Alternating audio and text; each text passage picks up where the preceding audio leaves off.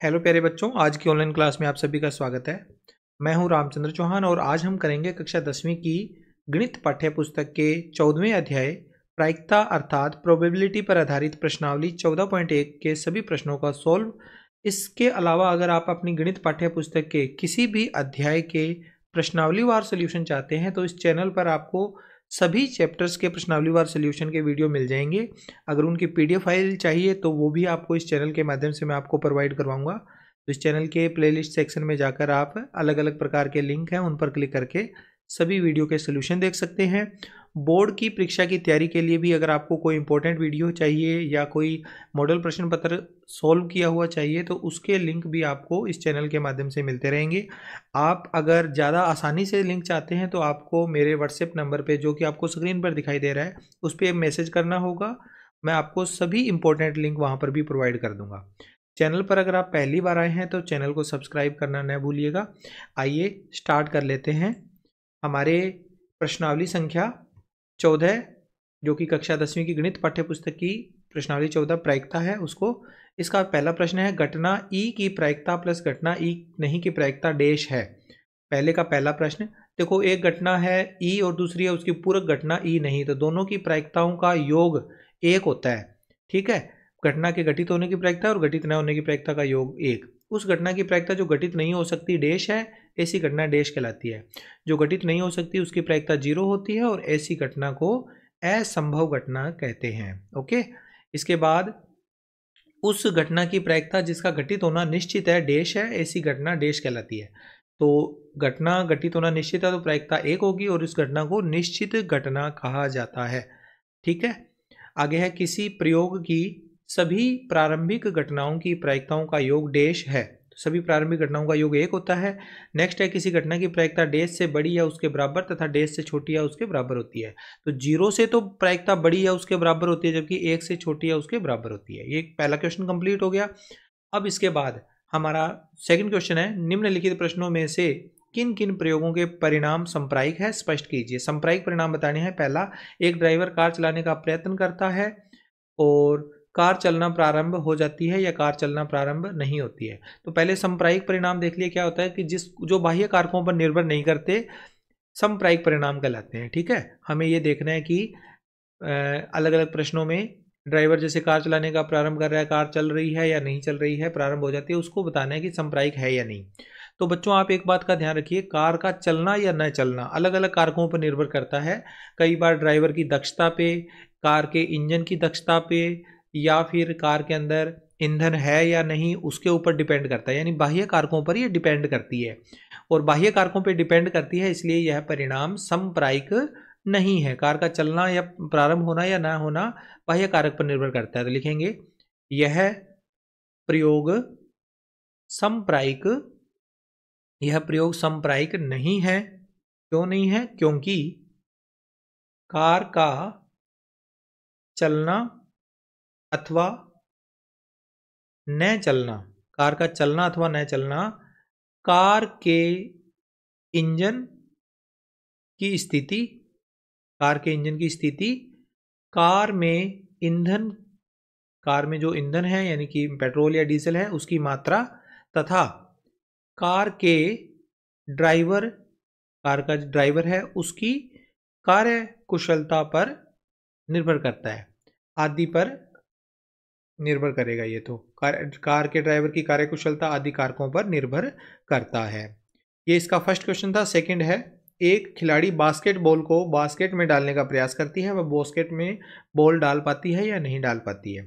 तो इसके लिए भी आप देखिए, बास्केट में बॉल डालना या न डाल पाना खिलाड़ी की दक्षता पर, बास्केट की ऊंचाई पर, बास्केट कितनी ऊंची है उनके ऊपर डिपेंड करती है, खिलाड़ी की ऊंचाई क्या है, वो सारी चीज़ों पर डिपेंड करता है। तो ये परिणाम भी क्या है, संप्रायिक नहीं है। तो इसका आंसर लिखेंगे हल, यह प्रयोग या यह घटना समप्रायिक नहीं है। यह प्रयोग भी समप्रायिक नहीं है। क्यों? क्योंकि बास्केट में बॉल डाल पाना, बास्केट में बॉल डाल पाना यह या न डाल पाना खिलाड़ी जो भी खिलाड़ी डाल रहा है उस खिलाड़ी के प्रशिक्षण, खिलाड़ी ने कितनी ट्रेनिंग ले रखी है उसके ऊपर डिपेंड करता है। बास्केट की ऊंचाई, बास्केट कितनी ऊंची है उसके ऊपर भी डिपेंड करता है। इसके अलावा खिलाड़ी के कद यानी कि खिलाड़ी की भी ऊंचाई आदि कारकों पर निर्भर करता है, इसलिए यह प्रयोग सांप्रायिक नहीं है। इसका तीसरा प्रश्न है, एक सत्य असत्य प्रश्न का अनुमान लगाया जाता है, उत्तर सही या गलत होगा। तो देखिए सत्य असत्य वाला प्रश्न है तो दो ही अनुमान हो सकते हैं उसमें, या तो प्रश्न सही होगा या गलत होगा। तो ये परिणाम क्या हुआ, सांप्रायिक हो गया। तो लिखेंगे यह प्रयोग सांप्रायिक है। क्योंकि क्यों सांप्रायिक है, क्योंकि दोनों परिणाम अनुमान की लगाने पर ही मिल जाते हैं। हम लिखेंगे यह प्रयोग सांप्रायिक है क्योंकि दोनों परिणाम अनुमान लगाने पर प्राप्त किए जा सकते हैं, बाह्य कारकों पर डिपेंड नहीं करते हैं ये। अगला चौथा, एक बच्चे का जन्म होता है वह एक लड़का है या एक लड़की है। तो ये प्रयोग भी क्या है बच्चों, एक सांप्रायिक है। क्यों, क्योंकि लड़का या लड़की दो ही प्रयोग संभव है। तो लिखेंगे यह प्रयोग सांप्रायिक है। क्यों, क्योंकि बच्चे के जन्म पर दो ही स्थितियां संभव है। बच्चा का जन्म होगा तो उसके दो स्थितियां संभव है, एक लड़का या एक लड़की, दो ही स्थितियां हैं, इसलिए यह प्रयोग सांप्रायिक है। ओके, आगे चलते हैं। इसके बाद अगला तीसरा प्रश्न है, फुटबॉल के खेल को प्रारंभ करते समय यह निर्णय लेने के लिए कि कौन सी टीम पहले बॉल लेगी उसके लिए सिक्का उछालना एक न्याय संगत विधि क्यों माना गया है। सिक्का उछाल कर न्याय संगत विधि क्यों माना गया है फुटबॉल के खेल में। तो देखो फुटबॉल के खेल में दो ही टीमें होती है और दो ही सिक्के के साइड होती है, यानी सिक्के की भी दो साइड है, टीमें भी दो है, तो इसलिए यह सांप्रायिक प्रयोग होगा। तो लिखेंगे इसे एक न्याय संगत विधि माना गया, यानी कि सिक्का उछालना एक न्याय संगत विधि माना गया है। क्यों, क्योंकि फुटबॉल के खेल में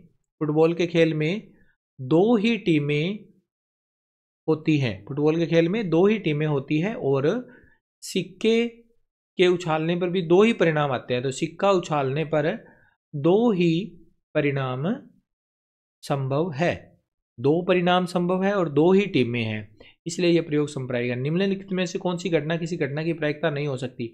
कौन सी संख्या किसी घटना की प्रायिकता नहीं है। चार ऑप्शन हमें दे रखे हैं, इन चारों ऑप्शन को देख के हमें इसका आंसर बताना है। तो बच्चों आप देखिए प्रायिकता जो होती है ना कभी भी माइनस में नहीं होती, तो इसका जो सीधा सीधा आंसर है वो बी ऑप्शन हो जाएगा, माइनस वाला। बाकी के सभी जो मान है ना वो 0 से और 1 के बीच वाले मान है, 1 से छोटे मान है सारे। तो बाकी 15% का मतलब 15/100 है, 0.7 का मतलब 7/10 है, 2/3 तो वैसे ही दिया हुआ है। माइनस वाला आंसर हमारा सही आंसर होगा, माइनस का 1.5। ऋणात्मक कभी प्रायिकता होती नहीं है। पांचवा सवाल, यदि PE बराबर 0.05 है तो E नहीं की प्रायिकता बतानी है। तो ये क्वेश्चन भी काफ़ी अच्छा है, एक घटना की प्रायिकता दे रखी है, उसकी पूरक घटना की प्रायिकता हमसे पूछ ली जाती है, तो इंपॉर्टेंट क्वेश्चन है ये। देखो हमारे पास एक फॉर्मूला है, हम जानते हैं कि PE प्लस PE नहीं, किसी घटना के घटित होने की प्रायिकता और घटित न होने की प्रायिकता दोनों का योग 1 होता है। हमें PE का मान 0.05 दे रखा है, PE नहीं हमें नहीं दे रखा, बराबर में 1 लिख दीजिए। इससे हम पक्षांतरण करके PE नहीं का मान अगर निकाल लेंगे तो क्या आएगा, 1 माइनस 0.05। तो घटाव कर देंगे, 1 में से 0.05 घटाएंगे तो PE नहीं का मान आ जाएगा। इसको हम रफ वर्क करके भी कर सकते हैं। देखो 1 का मतलब क्या हुआ, 1.00, ये 1 है और उसमें से 0.005 घटाएंगे, इसमें से माइनस कर लेंगे।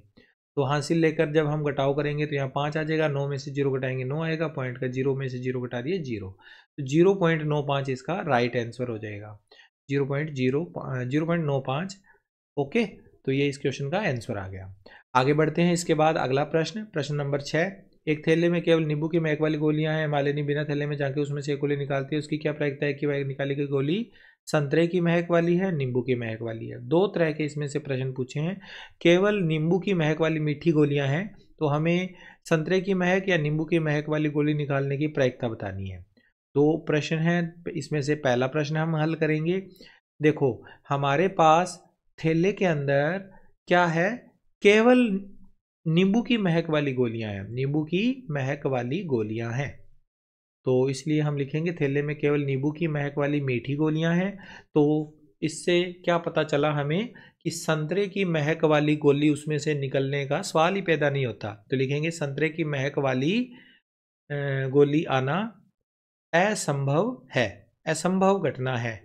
ओके, संतरे की महक वाली गोली आ ही नहीं सकती, तो इसलिए इसकी जो अभिष्ट प्रायिकता होगी वो कितनी होगी, असंभव घटना की प्रायिकता सदैव 0 होती है, तो डायरेक्ट आप 0 लिख दीजिए।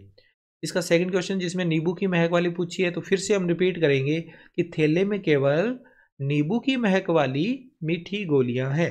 दोबारा से रिपीट करें हमने कि थैले में सारी की सारी गोलियां वो नींबू की महक वाली मीठी गोलियां हैं। अतः नींबू की महक वाली गोली आना एक निश्चित घटना होगी, सारी गोलियां ही नींबू की महक वाली है, तो लिखेंगे अतः नींबू की महक वाली गोली आना एक निश्चित घटना है, एक निश्चित घटना है। अतः अभिष्ट प्रायिकता बराबर, अभिष्ट प्रायिकता किसकी, निश्चित घटना की प्रायिकता, निश्चित घटना की प्रायिकता 1 होती है, तो 1 लिख दीजिए इसका आंसर। आगे है 7वां प्रश्न, यह दिया हुआ है कि 3 विद्यार्थियों के एक समूह में 2 विद्यार्थियों के जन्मदिन एक ही दिन न होने की प्रायिकता 0.992 है, तो और इसकी क्या प्रायिकता है कि इन 2 विद्यार्थियों का जन्मदिन एक ही दिन हो।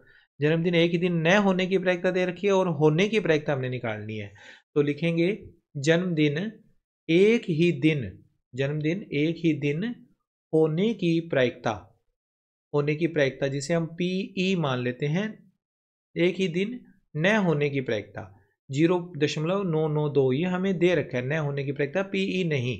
जन्मदिन एक ही दिन होने की प्रायिकता हमने ज्ञात करनी है, तो जन्मदिन एक ही दिन होने की प्रायिकता PE बराबर क्वेश्चन मार्क।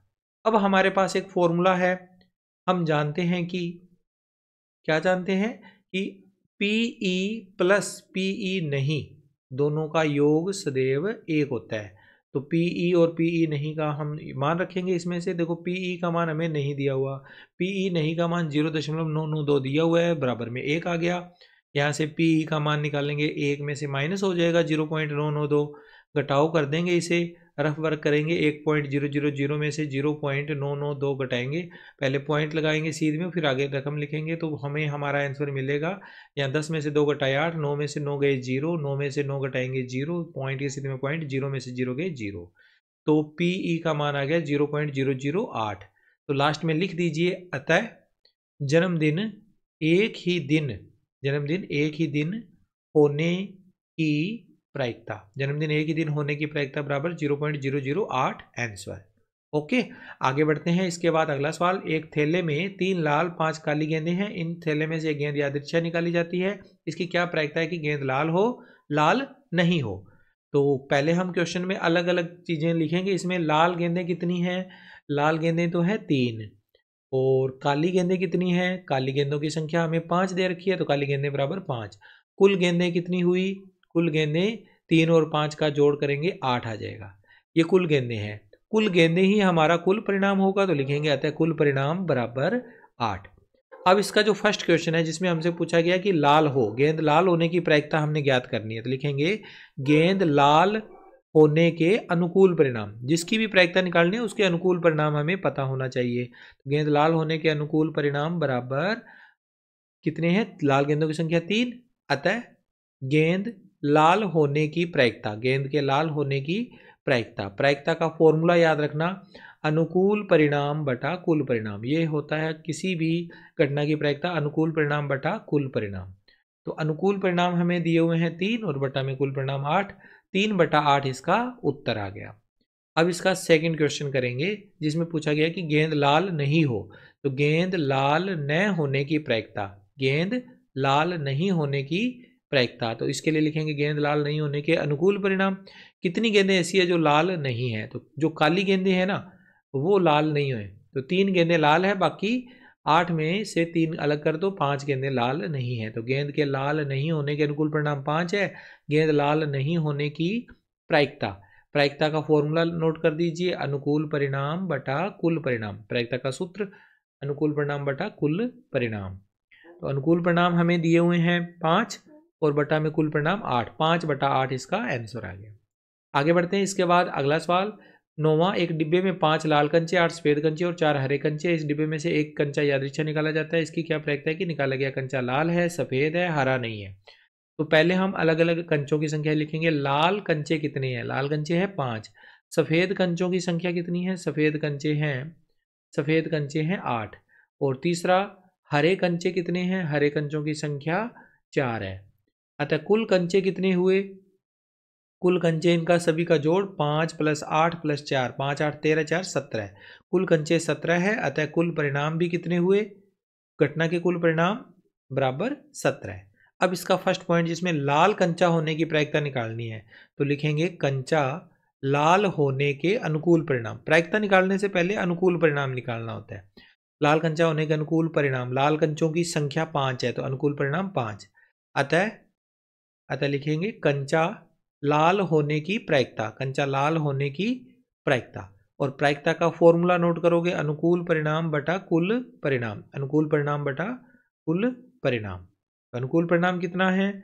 अनुकूल परिणाम है 5 बटा में कुल परिणाम 17। 5 बटा 17 इसका उत्तर आ गया। सेकंड क्वेश्चन इसका करते हैं, जिसमें सफ़ेद पूछा गया और थर्ड में हरा नहीं है पूछा गया है। तो सेकंड क्वेश्चन में सफ़ेद है तो लिखेंगे कंचा सफ़ेद होने के अनुकूल परिणाम, सफ़ेद होने के अनुकूल परिणाम। सफ़ेद कंचों की संख्या लिखनी है। तो सफ़ेद कंचे कितने हैं? सफ़ेद कंचे 8 है। तो सफ़ेद कंचों के अनुकूल परिणाम 8। अतः कंचा सफ़ेद होने की प्रायिकता, अतः कंचा सफ़ेद होने की प्रायिकता बराबर अनुकूल परिणाम बटा कुल परिणाम, अनुकूल परिणाम बटा कुल परिणाम। प्रायिकता का फॉर्मूला लिखना है। अनुकूल परिणाम 8 है बटा में कुल परिणाम 17। 8 बटा 17 इसका राइट आंसर आ गया। थर्ड क्वेश्चन, जिसमें हमसे पूछा गया है कि हरा नहीं है, कंचा हरा नहीं है।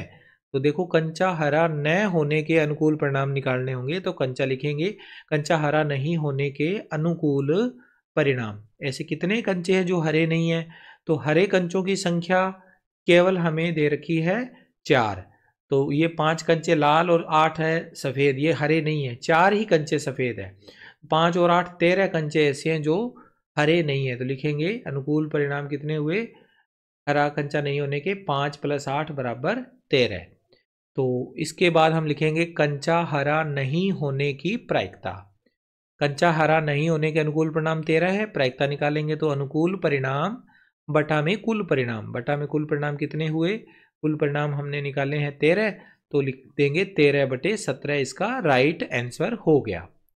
आगे चलते हैं। इसके बाद 10वां क्वेश्चन, एक पिगी बैंक में 50 पैसे के 100 सिक्के हैं, 1 रुपए के 50 सिक्के हैं, 2 रुपए के 20 सिक्के हैं, 5 रुपए के 10 सिक्के हैं। यदि पिगी बैंक को हिलाकर उल्टा करने पर कोई एक सिक्का गिरने के परिणाम संप्रायिक है, तो इसकी क्या प्रायिकता है कि वह गिरा हुआ सिक्का 50 पैसे का होगा, 5 रुपए का नहीं होगा।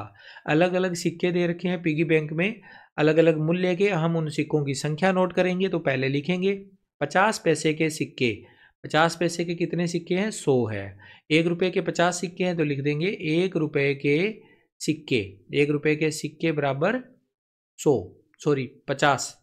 1 रुपए के सिक्के कितने हैं? 50। फिर है 2 रुपए के सिक्के, 2 रुपए के 20 सिक्के हैं तो लिखेंगे 2 रुपए के सिक्के बराबर 20। और आखिर में 5 रुपए के सिक्के कितने हुए? 5 रुपए के सिक्कों की संख्या दे रखी है 10। अब लिखेंगे पिगी बैंक में कुल सिक्के। पिगी बैंक में टोटल कितने सिक्के हैं? तो इन सभी का योग करना पड़ेगा। तो पिगी बैंक में कुल सिक्के बराबर इन सभी का योग 100 + 50 + 20 + 10। तो लिख देंगे 180 इनका योग। अतः कुल परिणाम भी हमारा कितना हुआ? 180। जो कुल सिक्के हैं वही हमारा कुल परिणाम है। अब इसमें पहला प्रश्न है जिसमें पूछा गया है कि 50 पैसे का होगा, यानी 50 पैसे का सिक्का होने की प्रायिकता निकालनी है। तो अनुकूल परिणाम पहले लिखने होंगे। 50 पैसे के सिक्के के अनुकूल परिणाम, कितने सिक्के ऐसे है जो 50 पैसे के हैं? तो 100 सिक्के हुए 50 पैसे के, तो लिख दिया 100। तो 50 पैसे का सिक्का होने के अनुकूल परिणाम तो 100 है। 50 पैसे का सिक्का होने की प्रायिकता क्या होगी? तो प्रायिकता का सूत्र नोट करेंगे। प्रायिकता का सूत्र होता है अनुकूल परिणाम बटा कुल परिणाम, अनुकूल परिणाम बटा कुल परिणाम।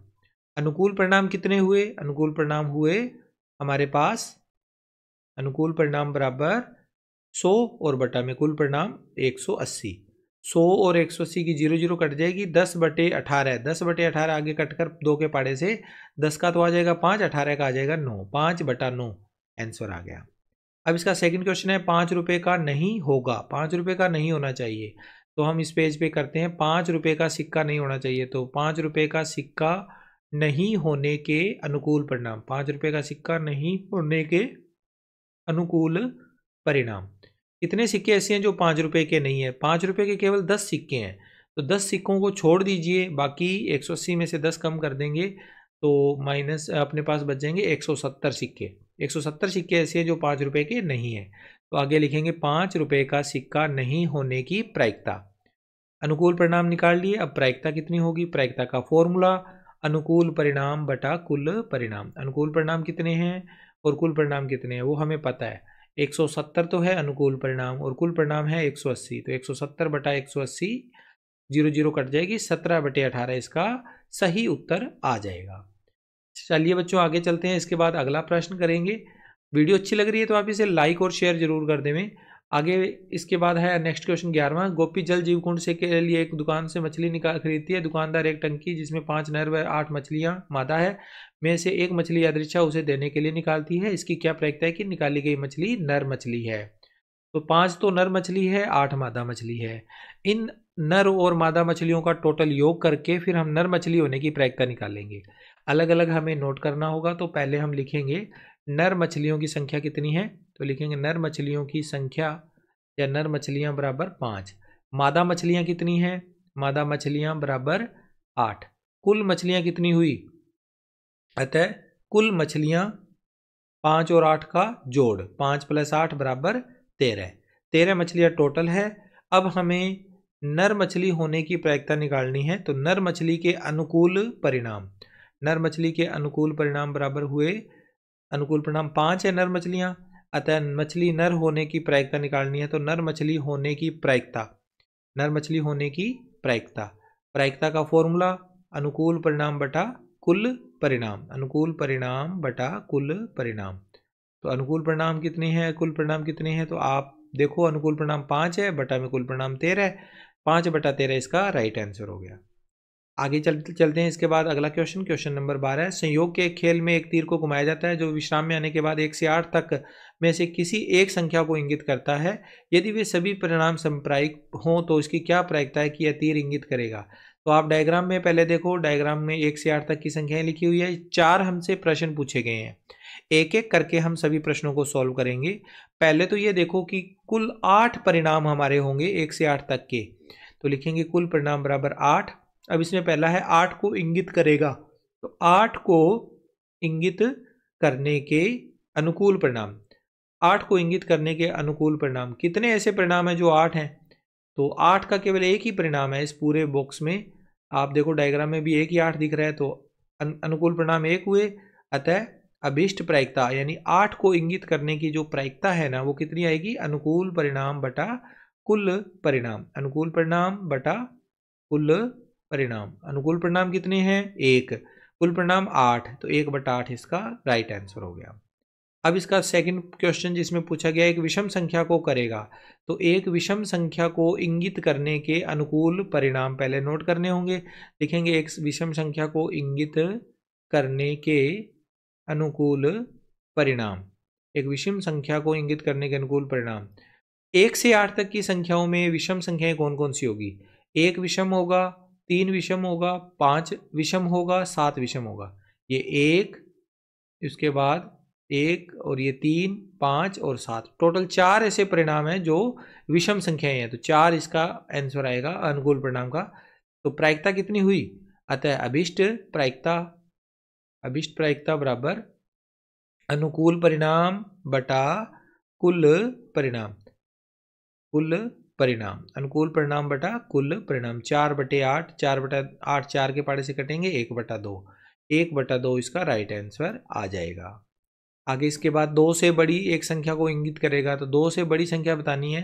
तो लिखेंगे क्वेश्चन को 2 से बड़ी संख्या को इंगित करने के अनुकूल परिणाम, 2 से बड़ी संख्या को इंगित करने के अनुकूल परिणाम। तो डायग्राम में आप फिर से देखिए, 2 से बड़ी कितनी संख्या है? 2 से बड़ी ये 3 है, 4 है, 5 है, 6 है, 7 है, 8 है। तो ये सारे टोटल परिणाम कितने हुए? 6 परिणाम ऐसे हैं जो 2 से बड़े हैं। तो हमारे इस क्वेश्चन में अब अनुकूल परिणाम की जगह पर हम 6 लिख देंगे। तो प्रायिकता कितनी आई? अतः अभिष्ट प्रायिकता बराबर अनुकूल परिणाम बटा कुल परिणाम। अनुकूल परिणाम के बटा में कुल परिणाम लिखने हैं, तो अनुकूल परिणाम तो है 6 और कुल परिणाम है 8। 6 बटे 8, 6 और 8 2 के पाड़े से कटेंगे, 3/4 इसका सही उत्तर होगा, 3/4। चौथे प्रश्न में हमसे पूछा गया है इसमें 9 से छोटी संख्या को करेगा, तो 9 से छोटी संख्या के अनुकूल परिणाम निकाल लो और उसकी प्रायिकता निकल जाएगी। तो 9 से छोटी संख्या को इंगित करने के अनुकूल परिणाम, 9 से छोटी संख्या को इंगित करने के अनुकूल परिणाम कितने हैं? 9 से छोटे नंबर कौन कौन से हैं? सारे के सारे नंबर देखो, 1 2 3 4 5 6 7 और 8, सारे परिणाम क्या है? 9 से छोटे ही तो हैं। तो 9 से छोटी संख्या के अनुकूल परिणाम कितने हुए? 8। अतः अभिष्ट प्रायिकता बराबर, अभिष्ट प्रायिकता क्या होगी? अभिष्ट प्रायिकता होगी अनुकूल परिणाम बटा कुल परिणाम। अनुकूल परिणाम तो है 8, बटा में कुल परिणाम भी 8 है, तो 8/8 इसका आंसर आ जाएगा। 8/8 यानी कि 1 आंसर आ जाएगा इसका। ठीक है, तो ये निश्चित घटना भी हो गई। इसके बाद प्रश्न नंबर 13, एक पासे को एक बार फेंका जाता है, निम्नलिखित को प्राप्त करने की प्रायिकता ज्ञात कीजिए। एक अभाज्य संख्या, 2 से 6 के बीच की कोई संख्या और एक विषम संख्या। 3 प्रश्न पूछे हैं। पहले एक पासे को एक बार फेंकने पर कुल परिणाम हम निकालेंगे। पासे को जब एक बार फेंका जाता है तो कुल परिणाम, पासे की 6 फलक होती है इसलिए उसके 6 परिणाम होंगे। पासे को एक बार फेंका जाता है, अतः कुल परिणाम बराबर कितने हुए? 6। कौन कौन से परिणाम है अगर लिखना चाहो तो वो भी लिख लो, 1 2 3 4 5 और 6। ये 6 परिणाम हैं, पासे के ऊपर लिखे होते हैं अंक सारे। अब हमसे एक एक करके ये तीनों प्रश्न पूछे गए हैं, तो हम एक प्रश्न पहले का उत्तर देखते हैं। एक अभाज्य संख्या पूछा गया है पहले प्रश्न में, तो लिखेंगे एक अभाज्य संख्या आने के अनुकूल परिणाम। जिसकी भी प्रायिकता पूछी जाती है उसके अनुकूल परिणाम लिखने होते हैं। तो अभाज्य संख्या कौन कौन सी होती है? 2 एक अभाज्य संख्या है, 3 एक अभाज्य संख्या और 5 एक अभाज्य संख्या है। तो 3 ऐसे परिणाम हैं, कौन कौन से? 2 3 और 5, जो कि अभाज्य संख्या है। तो अभिष्ट प्रायिकता क्या होगी? अभिष्ट प्रायिकता होगी अनुकूल परिणाम बटा कुल परिणाम। फॉर्मूला लगाने पर अनुकूल परिणाम बटा कुल परिणाम। तो अनुकूल परिणाम हमारे पास पता है हमें 3 है और कुल परिणाम 6 है, तो 3/6 इसका उत्तर आएगा। 3/6 को आगे 3 के पाड़े से काटेंगे, 1 और 2 आ जाएगा, तो 1/2 इसका राइट आंसर हो जाएगा। ठीक है। सेकंड क्वेश्चन में हमसे पूछा गया है 2 और 6 के बीच की कोई संख्या। तो नेक्स्ट पेज पे चलते हैं, 2 व 6 के बीच की संख्या देखते हैं कितनी संख्याएं हैं। 2 और 6 के बीच स्थित संख्या आने के अनुकूल परिणाम। 2 और 6 के बीच स्थित संख्या आने के अनुकूल परिणाम। 2 और 6 के बीच में कौन कौन से अंक आते हैं? 3 आता है, 4 आता है और 5 आता है, तो 3 परिणाम हुए।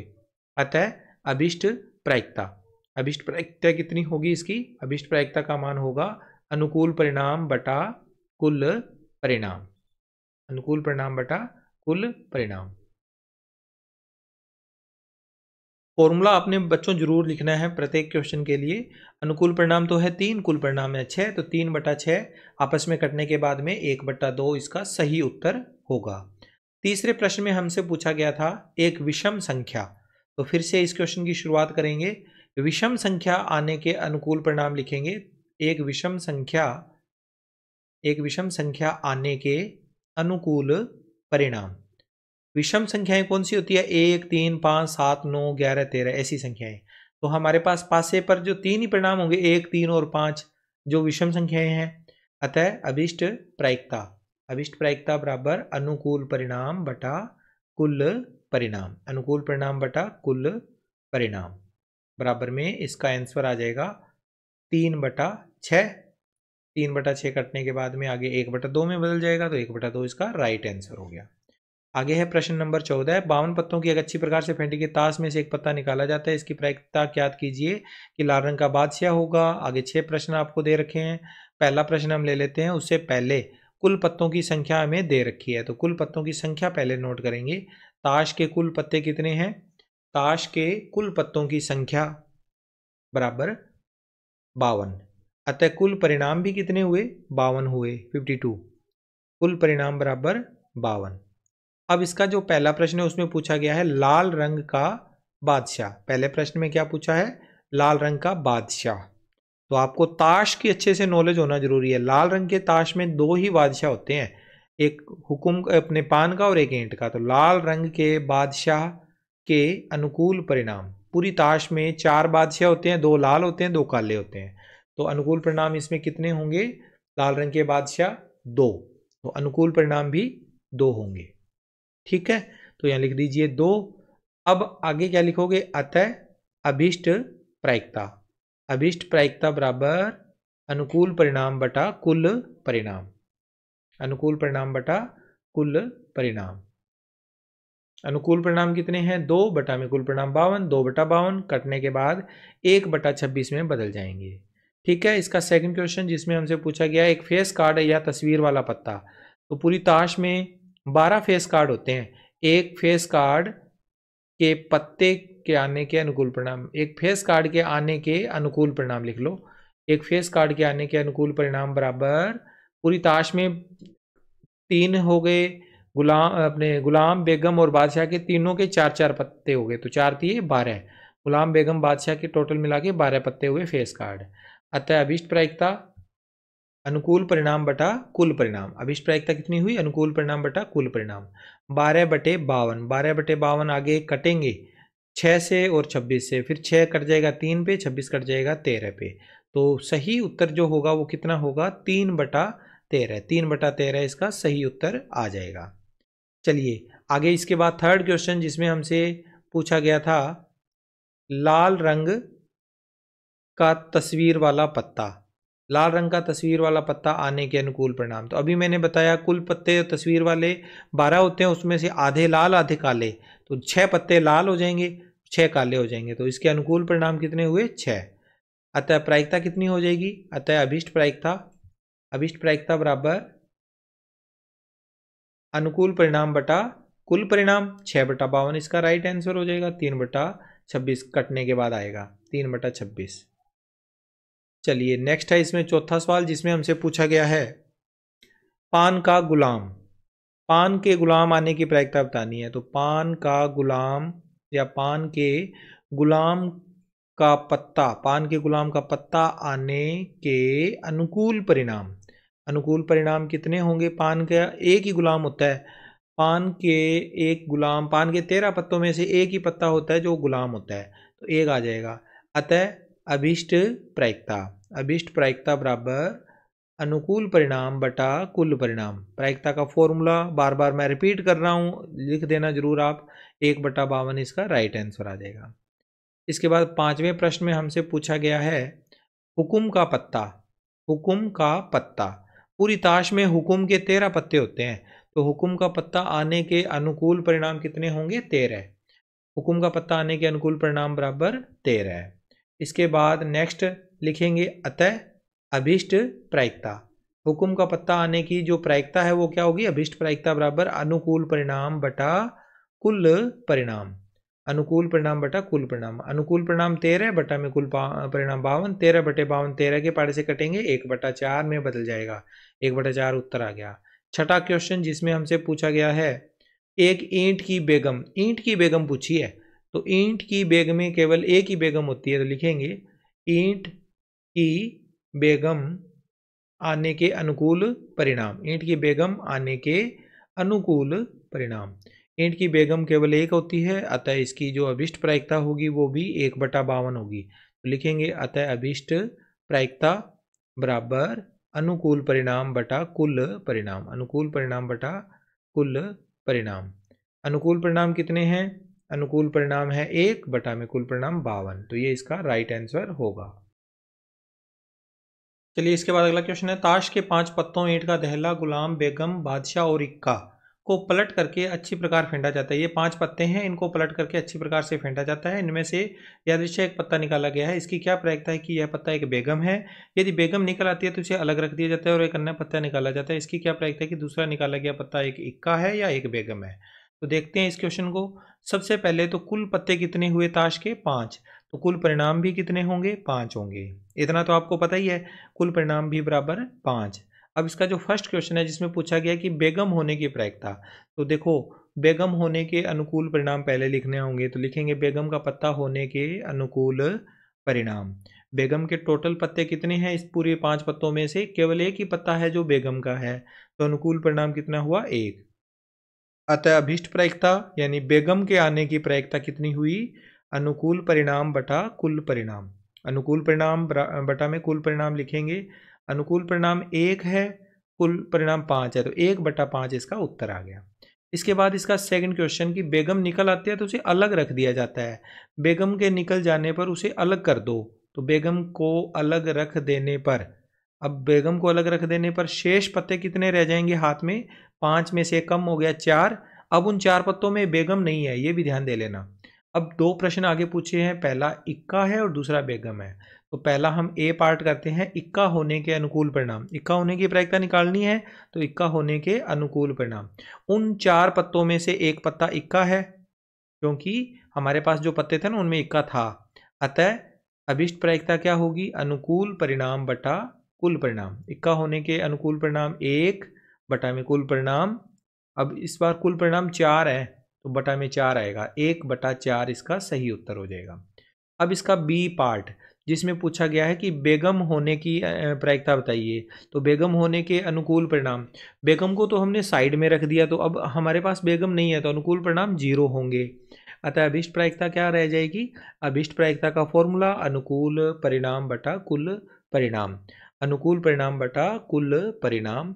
अनुकूल परिणाम 0/4 यानी कि 0 इसका राइट आंसर आएगा। इसके बाद प्रश्न नंबर 16 करते हैं। इसमें दिया हुआ है किसी कारण 12 खराब पेन 132 अच्छे पेनों में मिल गए हैं। केवल देखकर यह नहीं बताया जा सकता कि कोई पेन खराब है या अच्छा है। इस मिश्रण में से एक पेन यादृच्छिक निकाला जाता है। निकाले गए पेन के अच्छा होने की प्रायिकता बतानी है। तो प्यारे बच्चों, अब इस क्वेश्चन में आप सबसे पहले ये देखो कि 12 खराब पेन है और 132 अच्छे पेन है।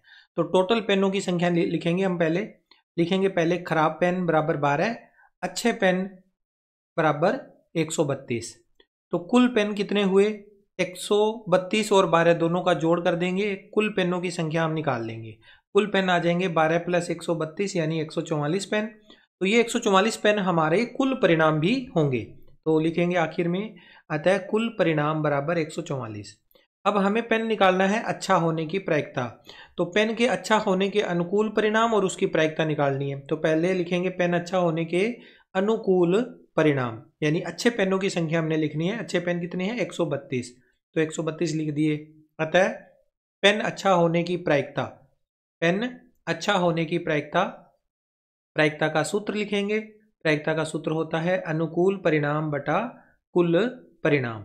अनुकूल परिणाम बटा कुल परिणाम। तो अच्छे पेनों की संख्या, उनके अनुकूल परिणाम 132 है, बटा में कुल परिणाम 144 है। दोनों कटेंगे 12 के पहाड़े से, तो 12 × 12, 12 × 12 11 आ जाएगा। नीचे 12 12 144, 11/12 इसका राइट आंसर हो जाएगा। ठीक है। तो इस तरह के प्रश्नों को सोल्व करते समय आपने प्रश्न को ध्यान से समझना है कि लिखा हुआ क्या है। उसके अनुसार अगर आप प्रश्न को समझ लेते हो तो उसके बाद प्रश्न में प्रायिकता से संबंधित कुछ ज़्यादा अलग से करने की आवश्यकता नहीं होती है। तो ये था प्रश्न नंबर 16। अब इसके बाद हम अगला प्रश्न करते हैं 17वां। पहला और दूसरा 2 प्रश्न है। 20 बल्बों के एक समूह में 4 बल्ब खराब है, इनमें से एक बल्ब यादृच्छिक निकाला जाता है। इसकी क्या प्रायिकता है कि बल्ब खराब होगा। दूसरा प्रश्न है कि मान लीजिए कि फर्स्ट में निकाला गया बल्ब खराब नहीं है और न ही इसे दोबारा बल्बों के साथ मिलाया जाता है। अब शेष बल्बों में से एक बल्ब यादृच्छिक निकाला जाता है, तो इसकी क्या प्रायिकता है कि बल्ब खराब नहीं होगा। तो इसके 2 पार्ट है, तो हम इसको पार्ट बना के सोल्व करते हैं। पहला पार्ट जिसमें 20 बल्बों के एक समूह में 4 बल्ब खराब है, तो कुल बल्ब हमें कितने दिए हुए हैं? 20। तो कुल बल्ब बराबर 20। खराब बल्ब कितने हैं? खराब बल्ब कितने हैं? 20 में से 4 बल्ब खराब है। तो अच्छे पेन कितने हुए? अतः अच्छे बल्ब बराबर 20 में से 4 कम कर दीजिए, 20 - 4 यानी 16।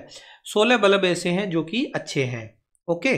अब देखो कुल परिणाम भी आपको पता ही है, टोटल जो बल्ब की संख्या वो 20 है, इसीलिए कुल परिणाम भी 20 होंगे। अब हमें बल्ब खराब होने की प्रायिकता निकालनी है, तो लिखेंगे बल्ब खराब होने के अनुकूल परिणाम। बल्ब खराब होने के अनुकूल परिणाम, यानी खराब बल्बों की संख्या में नोट करनी है। खराब बल्ब 4 हैं, तो अनुकूल परिणाम भी 4 हुए। अतः बल्ब खराब होने की प्रायिकता, बल्ब खराब होने की प्रायिकता। प्रायिकता का फॉर्मूला अनुकूल परिणाम बटा कुल परिणाम, अनुकूल परिणाम बटा कुल परिणाम।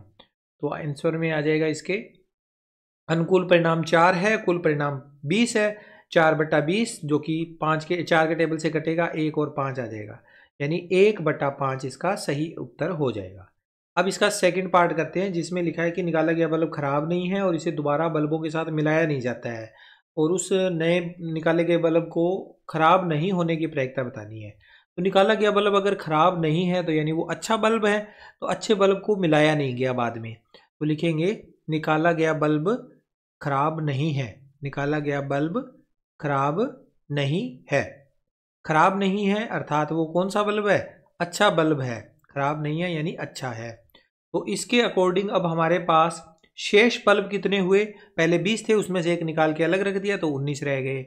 अब खराब बल्ब पहले कितने थे, 4 थे, उसमें से कोई भी कम नहीं होगा, 4 के 4 ही रहेंगे। अच्छे बल्ब कितने हुए, अच्छे बल्ब पहले 16 थे, उसमें से एक कम हो गया, 15 रह गए। ओके, अब कुल परिणाम हमारे इस बार कितने होंगे, कुल परिणाम 19 होंगे। ओके, इसके बाद अब आप देखो, हमें बल्ब खराब नहीं होने की प्रायिकता निकालनी है, तो लिखेंगे बल्ब खराब नहीं होने के अनुकूल परिणाम। बल्ब खराब नहीं होने के अनुकूल परिणाम बराबर कितने हैं, बल्ब जो खराब नहीं है यानी अच्छे बल्बों की संख्या 15 है। अतः बल्ब खराब नहीं होने की प्रायिकता, बल्ब के खराब नहीं होने की प्रायिकता, प्रायिकता का मान निकालना है, तो अनुकूल परिणाम बटा कुल परिणाम, अनुकूल परिणाम बटा कुल परिणाम। अनुकूल परिणामों की संख्या 15 बटा कुल परिणामों की संख्या 19, 15/19 इसका राइट आंसर आ जाएगा। ठीक है, इस तरह से आपको ये क्वेश्चन कंप्लीट करना था।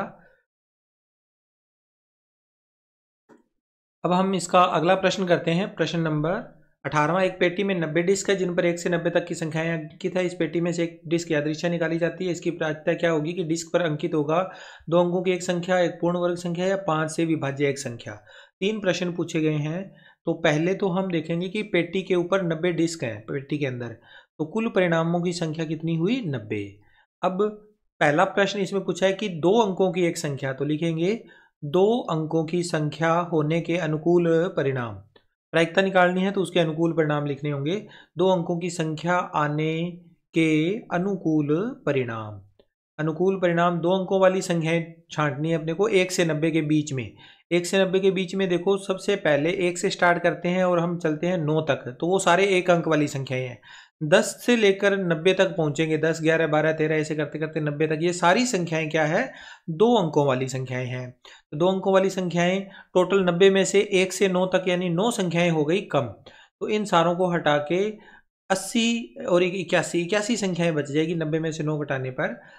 81 हमारे अनुकूल परिणाम है 2 अंकों की संख्या आने के।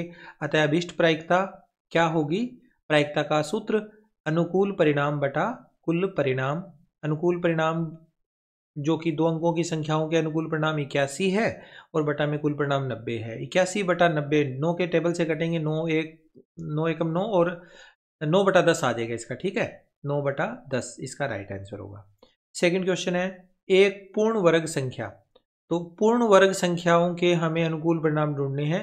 एक पूर्ण वर्ग संख्या के अनुकूल परिणाम, हमारी जो रेंज है ना वो 1 से 90 के बीच में है, तो हमने 1 से 90 के बीच में आने वाली सभी पूर्ण वर्ग संख्याएं देखनी है। तो अगर आप इनको रफ वर्ग करते हो तो आपको पता होगा, 1 का वर्ग करते हैं तो 1 आता है, 2 का वर्ग करते हैं 4 आता है, तो वर्गमूल जिनका निकलता हो वो पूर्ण वर्ग संख्याएं होती है। 4 का वर्गमूल करेंगे तो 2 आ जाएगा। इसी तरह से 9 का वर्गमूल 3 होता है, 16 का वर्गमूल 4 होता है, 25 का वर्गमूल 5 होता है, 36 का वर्गमूल 6 होता है, 49 का वर्गमूल 7 होता है, 64 का वर्गमूल 8 होता है, 81 का वर्गमूल 9 होता है, 100 का वर्गमूल 10 होता है। अब ये सारी संख्याएं हमारी पूर्ण वर्ग संख्याएं हैं, 1, 4, 9, 16, 25, 36, 49, 64। उनमें से ये 100 को काट दिया क्योंकि 100 हमारी रेंज से बाहर चला गया, 90 से ऊपर वाली संख्याओं को हमने नहीं लेना। तो टोटल 9 परिणाम हमारे ऐसे हैं जो कि क्या है, पूर्ण वर्ग संख्याएं हैं। अतः अनुकूल परिणाम हमारे 9 हुए। अभिष्ट प्रायिकता कितनी होगी, अभिष्ट प्रायिकता अनुकूल परिणाम बटा कुल परिणाम। अनुकूल परिणामों की संख्या बटा कुल परिणामों की संख्या। अनुकूल परिणाम बटा कुल परिणाम। अनुकूल परिणाम 9 बटा में कुल परिणाम 90। 9 और 90 9 के पार से कटेंगे, 9 एकम 9, 9 धाए 90। 1/10 सही आंसर होगा। आगे इसके बाद इसका थर्ड पार्ट जिसमें हमसे पूछा गया है 5 से विभाज्य एक संख्या। तो 5 से विभाज्य संख्याओं के अनुकूल परिणाम देखने हैं। 5 से विभाज्य संख्या के अनुकूल परिणाम, तो 5 के पहाड़े में आने वाली सभी संख्याएं लेनी है। 1 से 90 के बीच में 5, 10, 15, 20, 25, 30, 35 ऐसे चलेंगे जब हम, तो ऐसी संख्याएं जिसके लास्ट में 5 और 0 आता हो वो सारी संख्याएं हमने लेनी होगी। तो टोटल अगर हम देखेंगे तो ये कितनी संख्याएं होगी, 1 से 10 के बीच में 2 संख्याएं हैं, 11 से 10 20 के बीच में भी 2 संख्याएं हैं, 15 और 20। इसी तरह से हर एक लाइन में 2-2 संख्याएं मिलेगी। 1 से 90 के बीच में टोटल 9 पंक्तियां हो जाएगी, 9 पंक्तियों में 2-2 संख्याएं हैं, यानी हमारे टोटल संख्याएं हो जाएगी 9 गुणा 2 18 संख्याएं। 18 संख्याओं को हमने 2 अंकों अपने 5 से विभाज्य संख्याओं के अंदर मान लेना है। ओके, अब हमारे पास अनुकूल परिणाम तो 18 है, तो प्रायिकता क्या आ जाएगी, अतः अभिष्ट प्रायिकता। अभिष्ट प्रायिकता यानी 5 से विभाज्य संख्या आने की प्रायिकता अनुकूल परिणाम बटा कुल परिणाम। अनुकूल परिणाम बटा कुल परिणाम। अनुकूल परिणाम तो है 18 और बटा में कुल परिणाम है 90। 18 बटे 90, 18 के पहाड़े से कटेंगे, 18 को 9 के पहाड़े से काट दो पहले, चाहे 9 के पहाड़े से 2/10 आ जाएगा, 2/10 आगे कटेगा तो 1/5 इसका सही उत्तर हो जाएगा। ठीक है, क्वेश्चन नंबर 18 हो गया है कंप्लीट। अब हम आगे बढ़ते हैं। इसके बाद 19वां क्वेश्चन, एक बच्चे के पास ऐसा पासा है जिसके फलकों पर ये एक अक्षर लिखे हुए हैं अंग्रेजी वर्णमाला के। इनमें से एक पासे को एक बार जब फेंकते हैं तो ए के प्राप्त होने और डी के प्राप्त होने की प्रायिकता हमने बतानी है। तो ये काफ़ी अच्छा क्वेश्चन है। पासे के ऊपर 6 फलक होते हैं, तो पासे के फलकों की संख्या के हिसाब से अगर देखते हैं तो पासे को जब हमने एक बार फेंका है तो कुल परिणाम कितने हुए। एक पासे के ऊपर 6 साइड होती है, तो 6 हमारे कुल परिणाम है। अब इसमें फर्स्ट में पूछा है ए के प्राप्त होने की प्रायिकता, तो ए प्राप्त होने के अनुकूल परिणाम हमने देखने हैं। ए कितनी बार आएगा, तो ए के प्राप्त होने के अनुकूल परिणाम, जो 6 परिणाम है उनमें से ए कितनी बार आया हुआ है, 2 बार आया हुआ है। ए को 2 बार देखा होगा आपने, यहाँ पर भी ए है और यहाँ पर भी ए है, तो ए को लिख लीजिए, ए के प्राप्त होने के अनुकूल परिणाम 2। अतः अभिष्ट प्रायिकता यानी ए के प्राप्त होने की प्रायिकता कितनी होगी, अनुकूल परिणाम हमारे बटा में कुल परिणाम। अनुकूल परिणाम के बटा में कुल परिणाम, प्रायिकता का सूत्र, अनुकूल परिणाम 2 है, कुल परिणाम 6 है, 2/6, 2 के पार्ट से कटेगा 1 और 3, 1/3 आ जाएगा आंसर। ठीक है, इसका सेकंड क्वेश्चन जिसमें पूछा है कि डी प्राप्त हो, तो डी प्राप्त होने के अनुकूल परिणाम, जैसे हमने पिछले क्वेश्चन में ए प्राप्त होने के अनुकूल परिणाम लिखे थे, अब डी प्राप्त होने के अनुकूल परिणाम देखेंगे। डी केवल एक ही बार आया हुआ है यहाँ पर, तो डी एक ही बार है तो अनुकूल परिणाम 1। अतः अभिष्ट प्रायिकता यानी डी के प्राप्त होने की प्रायिकता, डी के प्राप्त होने की प्रायिकता होगी अनुकूल परिणाम बटा कुल परिणाम। अनुकूल परिणाम बटा कुल परिणाम 1/6 इसका राइट आंसर हो गया। इसके बाद अगला प्रश्न करते हैं, प्रश्न संख्या 20वां, जिसके ऊपर एक स्टार लगा हुआ है और ये स्टार ये बता रहा है कि ये प्रश्न जो है परीक्षा की दृष्टि से नहीं है। तो इस प्रश्न को पढ़ते हैं।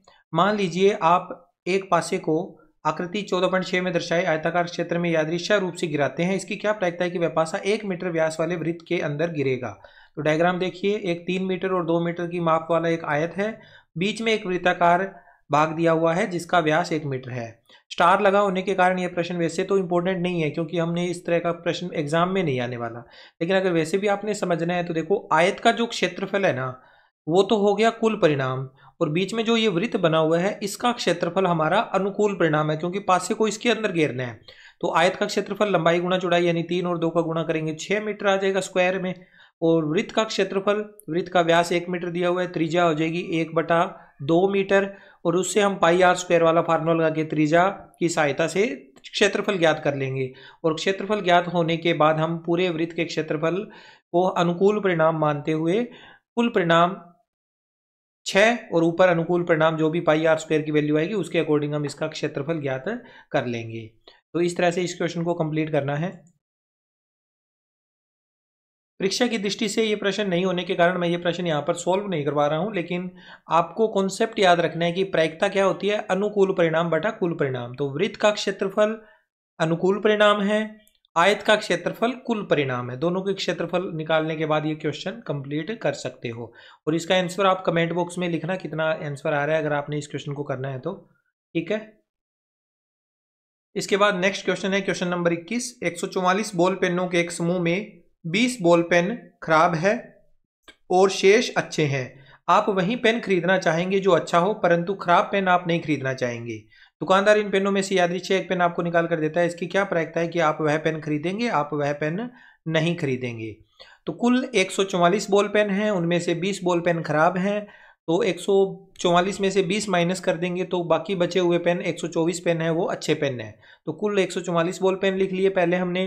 फिर ये भी लिख लिया कि खराब बॉल पेन कितने हैं, खराब बॉल पेन बराबर दिए हुए हैं हमें 20, शेष बॉल पेन अच्छे हैं तो अच्छे बॉल पेन कितने होंगे, अच्छे बॉल पेन बराबर होंगे 144 माइनस 20। 144 में से 20 घटाएंगे 124 आ जाएगा। कुल परिणाम कितना होगा, कुल बॉल पेनों की संख्या 144 है तो कुल परिणाम भी 144 होगा।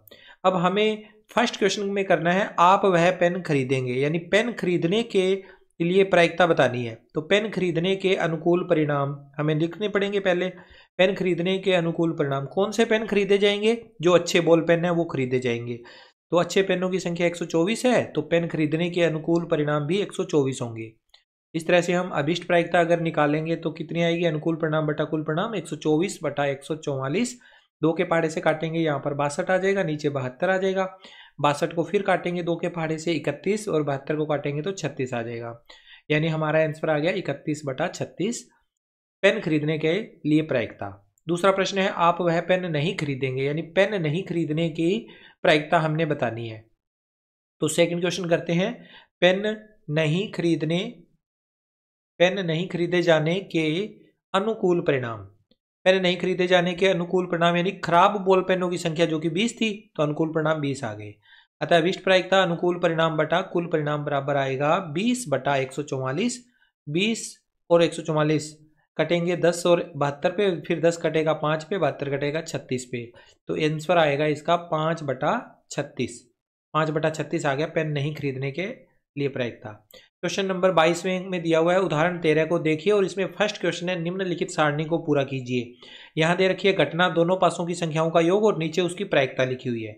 घटना में देखो पासे पर आने वाली संख्याओं का जो योग है ना वो हमें दिया हुआ है, और योग कितना दिया हुआ है, 2 से लेकर आगे 3 4 5 ऐसे करते करते टोटल 12 तक का योग दे रखा है। नीचे प्रायिकता में हमें कुछ मान हमें दे रखे हैं और कुछ मान हमने ज्ञात करने हैं। तो कैसे ज्ञात होंगे, देखो आपको इसका एक कॉन्सेप्ट मैंने आपको बताया था कि पासे की जो संख्याएं हैं, पासे के ऊपर जो संख्याएं आती हैं उनके अंकों का योग और उनके अनुकूल परिणाम कैसे होते हैं वो निकालने हैं। पहले तो उसको मैं आपको यहाँ पे लिख के बता देता हूँ। पासे पर आने वाली संख्याओं के अंकों का योग कितना हो सकता है, 2 3 4 5 6 ऐसे करते करते 12 तक होता है और सामने उसके अनुकूल परिणाम लिखे हैं। तो आप इसमें देखिए सबसे पहले 2 से लेकर 7 तक के जो अनुकूल अंकों का योग है ना उनको देखो। अंकों का योग अगर 2 है तो कुल परिणाम 1 है। अंकों का योग अगर 3 है, 2 है तो 1 है, 3 है तो 2 है, 4 है तो कितना है, 3 है। अंकों का योग 5 है तो कितना दिया हुआ है, 4। अंकों का योग 6 है तो 5 दिया हुआ है अनुकूल परिणाम, और अंकों का योग 7 है तो 6 दे रखा है। यहाँ तक तो ठीक है। उसके बाद आगे देखो अंकों का योग 8 है तो 5 लिखा हुआ है, 9 है तो 4 लिखा हुआ है, 10 है तो 3 लिखा हुआ है, 11 है तो 2 लिखा हुआ है और 12 है तो 1 लिखा हुआ है। नीचे वाले जो 8 से लेके 12 तक की संख्याएं है ना इनके ऊपर कुछ अलग नियम लगा है। तो इनमें योग चेक करो, 8 और 5 13, 9 4 13, 10 3 13, 11 2 13, 12 और 1 13, सबका योग जो है ना वो 13 बन रहा है। तो याद रखना है 2 से 7 में तो एक एक कम करना है और 8 से 12 तक में हमें जोड़ 13 बनाना है। अनुकूल परिणाम हमें बिना कैलकुलेट करे हुए मिल जाएंगे। अब देखो पहले अंकों का योग 2 होने की प्रायिकता तो हमें पता है। 3 के लिए क्या आएगा, 3 के अनुकूल परिणाम 2 है तो 2 बटा 36 यानी 1 बटा 18 इसका उत्तर आ जाएगा। 1 बटा 18 यहाँ फिल कर दीजिए। फिर है 4, 4 के लिए सामने 3 लिखा हुआ है तो 3 बटा 36, 3 के पहाड़े से कटेगा 1 बटा 12 आ जाएगा। 1 बटा 12 यहाँ पर 4 के लिए आ जाएगा। फिर 5 के लिए देखो अंकों का योग 5 होने के लिए 5 के अनुकूल परिणाम कितने हैं, 4। तो 4/36 आएगा। 4 के पाड़े से कटेंगे, 4 एकम 4, 9 चौके 36, 1/9 आएगा। 6 के लिए कितने हैं 5, तो 5/36 इसका उत्तर आएगा। कटेगा ये नहीं तो 5/36 एज आ गया। फिर आगे है 7 के लिए 6/36, 6 के पाड़े से कटेगा 1/6। 8 के लिए दिया हुआ ही है। 9 के लिए देखो, 9 के लिए क्या है 4/36 यानी 1/9 आ जाएगा। 10 के लिए 3/36, 3/36 यानी कि 1/12 आ जाएगा। 11 के लिए 11 के सामने 2 लिखा हुआ है तो 2/36 यानी 2/36 का 1/18 आ जाएगा। तो ये हमारी टेबल कंप्लीट हो गई। अब हम इसके सारे क्वेश्चन को कंप्लीट करने के बाद इसका जो सेकंड पार्ट है वो देख लेते हैं। क्या दिया हुआ है, एक विद्यार्थी यह तर्क देता है कि यहाँ कुल 11 परिणाम है, 2 3 4 5 6 7 8 9 10 11 और 12 है, अतः प्रत्येक की प्रायिकता 1/11 है। क्या आप इस तर्क से सहमत है? सह कारण उत्तर दीजिए। तो विद्यार्थी ये कह रहा है कि टोटल 11 परिणाम है ना, तो प्रत्येक की जो प्रायिकता होगी वो 1/11 ही होगी। तो इस क्वेश्चन के लिए आप एक चीज याद रखना, अंकों का योग दे रखा है 2 3 4 5 6 7, ये क्या है अंकों का योग, और अंकों का योग दे रखा है तो इसके अलग अलग परिणाम होंगे। अंकों का योग 2 के लिए कुछ परिणाम है, 3 के लिए कुछ है, 4 के लिए कुछ है। तो हमें यहाँ पर ये आंसर गलत लगा है तो हम लिखेंगे विद्यार्थी द्वारा दिया गया तर्क सही नहीं है। विद्यार्थी ने जो तर्क दिया है ना वो सही नहीं है। क्यों नहीं है सही, तो इसका कारण भी लिख देते हैं, क्योंकि पासे पर प्राप्त अंकों का योग के अनुकूल परिणाम भिन्न भिन्न होते हैं। कौन कौन से हो सकते हैं? उदाहरण के लिए देखो, अंकों का योग अगर हमने 3 चेक करना है, अंकों का योग 3, तो 3 प्राप्त करने के लिए हमें 2 परिणाम मिलेंगे। 3 प्राप्त करने की जो स्थितियां हैं वो कौन कौन सी है? या तो है 1,2 और दूसरी है 2,1। ये 3 प्राप्त करने के लिए है। और जबकि योग अगर हम 5 को चेक करें, जबकि योग 5 प्राप्त करने के लिए जो स्थितियां हैं वो कौन कौन सी हो सकती है? योग 5 प्राप्त करने की स्थितियां हैं 1,4 या फिर 4,1, इसके अलावा 2,3 और 3,2। ये स्थितियां हमारी इस पे पॉसिबल है। तो ये क्वेश्चन हमारा यहाँ पर होता है कंप्लीट। इसके बाद नेक्स्ट क्वेश्चन है क्वेश्चन नंबर 23। एक खेल में 1 रुपए के सिक्के को 3 बार उछाला जाता है और प्रत्येक बार का परिणाम लिख लिया जाता है। तीनों बार परिणाम समान होने पर अर्थात 3 चित या 3 पट प्राप्त होने पर हनीफ खेल में जीत जाएगा, अन्यथा वह हार जाएगा। हनीफ के खेल में हार जाने की प्रायिकता परिकलित कीजिए। तो इसमें क्वेश्चन में एक सिक्के को 3 बार उछाला गया है, तो कुल परिणाम हम नोट करते हैं। एक सिक्के की 2 ही साइड होती है, सिक्के को 3 बार उछाला गया है तो 2 का गुणा 3 बार करेंगे, तो लिखेंगे सिक्के को 3 बार उछालने पर कुल परिणाम बराबर 2 गुणा, पहली बार उछाला 2 गुणा 2 गुणा 2, 3 बार उछालेंगे तो 3 बार 2 का गुणा, 2 दूनी 4, 4 दूनी 8, 8 परिणाम होंगे। और ये 8 परिणाम कौन से होंगे हमें एक टेबल में लिखने होंगे। तो पहली स्थिति तो ये संभव है कि तीनों ही परिणाम चित्त आ जाए, यानी तीनों ही हेड आ जाए, या फिर ऐसा हो सकता है कि तीनों ही परिणाम पट आ जाए, तो यानी टेल आ जाए। अब इसके अलावा जो बाकी स्थितियां देखो, 2 हेड और 1 टेल को देखते हैं हम, अगर कि 2 तो हेड आ जाए और 1 टेल आ जाए, तो 2 हेड और अंतिम जो तीसरा परिणाम है वो टेल आ गया। अब ये टेल बीच वाले में भी आ सकता है, शुरू में भी आ सकता है, तो इसके अकॉर्डिंग लिखेंगे HTH और THH, T सबसे आगे H बाद में। नीचे वाले खाने में देखो 2 T और 1 H ले लेते हैं, 2 T और 1 H, तो 2 T और अंतिम H, ये H बीच में या सबसे आगे भी आ सकता है, तो H को बीच में रखेंगे तो THT और सबसे आगे रखेंगे तो HTT। ये 8 परिणाम हमें मिल गए। अब प्रश्न के अनुसार क्या लिखा हुआ है कि हनीफ कब जीतेगा? जब 3 चित या 3 पट प्राप्त होंगे ना, तब तो वो जीतेगा, अदरवाइज वो हार जाएगा, और हमें हारने की प्रायिकता बतानी है। तो इस टेबल में अगर आप देखोगे तो 2 ही ऐसी स्थितियां हैं जहां पर हनीफ जीत रहा है, या तो तीनों हेड या तीनों टेल। तो हनीफ के खेल में हार जाने के अनुकूल परिणाम कितने होंगे? अनुकूल परिणाम कितने हो जाएंगे? टोटल 8 परिणामों में से ये 2 परिणाम ऐसे हैं जो कि जिताने वाले हैं, बाकी सारे हराने वाले हैं। 2 को छोड़ दो, बाकी 6 परिणाम ऐसे हैं जिसपे हनीफ हार रहा है, तो 6 हो गए अनुकूल परिणाम हारने के। अतः अभिष्ट प्रायिकता यानी कि हनीफ के खेल में हार जाने की प्रायिकता बराबर में आएगा अनुकूल परिणाम बटा, प्रायिकता का फॉर्मूला अनुकूल परिणाम बटा कुल परिणाम, अनुकूल परिणाम बटा कुल परिणाम। अनुकूल परिणाम हमारे पास कितने हैं? 6/8, 6/8 2 के पाटे से कटेंगे 3/4 में बदल जाएंगे। तो इस क्वेश्चन का राइट आंसर हो गया 3/4। ठीक है। नेक्स्ट क्वेश्चन इसके बाद करते हैं 24वां। एक पासे को 2 बार फेंका जाता है, इसकी क्या प्रायिकता है कि 5 किसी भी बार में नहीं आएगा, 5 कम से कम एक बार आएगा। दो प्रश्न इसमें पूछ लिए गए हैं। पासे को जब 2 बार फेंका जाता है तो कुल परिणाम कितने होंगे। एक पासे के 6 फलक होते हैं, तो 2 बार फेंकने पर 6 का गुणा 2 बार करेंगे, 6 गुणा 6। पासे को 2 बार फेंकने पर परिणाम हो जाएंगे 6 गुणा 6 यानी 36 परिणाम। अब ये 36 परिणाम कौन से होते हैं, हम इनको लिखना जरूर पड़ेगा क्योंकि इस क्वेश्चन को बड़ा क्वेश्चन है ये, परिणाम लिखे बिना ये क्वेश्चन होगा नहीं। तो ये 36 के 36 परिणाम यहाँ पर टेबल बनाकर लिख लेना है। इसकी आपको प्रैक्टिस कर लेनी है, लिखना कोई ज़्यादा मुश्किल नहीं है। अब इसका जो फर्स्ट क्वेश्चन है ना वो देखते हैं कि 5 किसी भी बार में नहीं आएगा, 5 किसी भी बार में नहीं आएगा, इसकी प्रायिकता निकालनी है। तो पहले हम इसके अनुकूल परिणाम देख लेते हैं। 5 किसी भी बार में न आने के अनुकूल परिणाम। तो इस पूरे मानों में से देखो ये सारे मान 5 वाले हैं जो मैंने ग्रीन पेन से यहाँ पर डार्क किए हैं, और इनमें भी 5 आया हुआ है। 5 वाले मानों को मैंने हरे पेन से नोट कर दिया, इनको अब छोड़ दो। ये सारे 11 परिणाम है, आप काउंट करोगे ना तो 6 और 6 12 होते हैं वैसे तो, लेकिन बीच वाला जो 5,5 है 2 बार काउंट हो रहा है, तो इसको एक ही बार काउंट करना है, तो 11 परिणाम है। 36 में से 11 कम कर दीजिए, 25 ऐसे परिणाम है जिसमें 5 नहीं आया हुआ, 5 किसी भी बार में नहीं आया, यानी कि 25 ऐसे परिणाम हो गए। अभिष्ट प्रायिकता, प्रायिकता का फॉर्मूला अनुकूल परिणाम बटा कुल परिणाम। अनुकूल परिणाम कितने हैं 25 है, बटा में कुल परिणाम कितने हैं 36 है, 25/36 इसका सही उत्तर होगा।